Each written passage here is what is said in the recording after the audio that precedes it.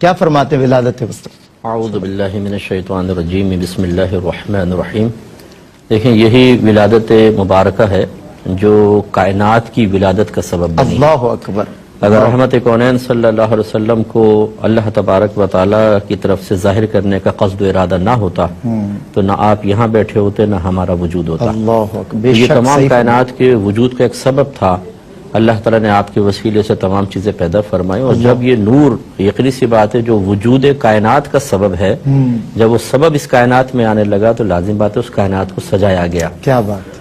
اور اللہ تعالیٰ نے ایسا اہتمام فرمایا کہ اس سال میں جتنی عورتیں حاملہ تھیں سب کے ہاں بیٹے پیدا ہوئے۔ اللہ اکبر۔ اب یقینی سی بات ہے کہ ہر ایک تو مسلمان مطلب دین ابراہیم پر نہیں تھا نا، اس کے اندر سرکار کی ولادت ہوئی تو جیسے آج سرکار کا فیض جاری ہے، امت پر اجتماعی عذاب نہیں آتا، حالانکہ گناہ کتنے ہیں، اس سے کافر بھی فائدہ اٹھا رہا ہے، مسلمان بھی۔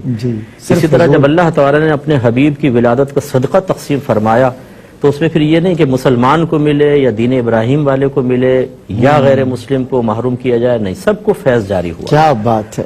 اور وہ بڑا قحط کا سال تھا، اس سال بہت زیادہ فصلیں ہوئیں اور اتنا جانوروں نے چرا کہ لکھا ہے مورخین نے کہ گمان ہوتا تھا کہ شاید ان کے پیٹ پھٹ جائیں گے چربی کی کثرت کی بنا پر۔ اللہ اکبر۔ اور پھر جیسے حور و غلمان کو غلامی کا فرمایا گیا، ایک دوسرے کو مبارک، ہر جانور ایک دوسرے کو مبارکباد دیتا تھا، کیا بات۔ فرشتے آپس میں مل کر مبارکباد دیتے۔ واہ۔ تو یہ جو مبارکباد دینا ہے ولادت کی، خصوصی طور پر ربیع الاول میں مسلمانوں کا ایک اہل محبت کا جو ایک بڑا حصہ ہے وہ اس طریقے کو اختیار کیے ہوئے، یہ کوئی نیا طریقہ نہیں ہے، یہ کوئی مطلب اس کو میں بدعت حسنہ بھی نہیں کہوں گا، کیونکہ بدعت میں نئی چیز کا وجود ہوتا ہے اگرچہ وہ موافق شرع ہوتا ہے۔ یہ تو عین اللہ تبارک و تعالیٰ کی ایک آپ سنت الہیہ کہیں تب بھی تعجب نہیں ہے، ٹھیک ہے، کیونکہ اللہ تبارک جب فرشتہ کلام کرتا ہے نا تو لکھا ہوتا ہے اللہ فرمائے گا، تو اللہ تعالیٰ تو نہیں فرماتا، تو فرشتہ ایک منادی ہوگا جو فرشتہ کہے گا، اس کو اللہ اپنے طرف منسوب کرتا ہے، تو گویا کہ یہ تمام مبارک باتیں دے رہی تھی اللہ کے حکم سے تھے۔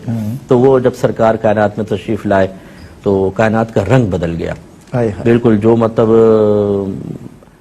نئی حکومت آئی تو پچھلی حکومت چلی گئی، نیا پاکستان کے جیسے ہمارے ذہن میں ایک وجود تصور ہم قائم کرتے ہیں، وہ نئی کائنات ہوئی، نئی حکومت آئی، نیا نظام آیا، اور نبی کریم صلی اللہ علیہ وسلم کی ولادت پاک کی وجہ سے پھر آپ کی والدہ ماجدہ طیبہ طاہرہ بی بی آمنہ رضی اللہ تعالی عنہا نے جو عجائبات دیکھے ہیں، اور اس سے ظاہر ہوتا ہے کہ وہ معاذ اللہ دیکھیں بعض اوقات بعض دلائل ظاہرہ سے کچھ لوگوں نے ثابت کرنے کی کوشش کی کہ آپ کے آباء و اجداد جو ہیں وہ مطلب مسلمان نہیں تھے۔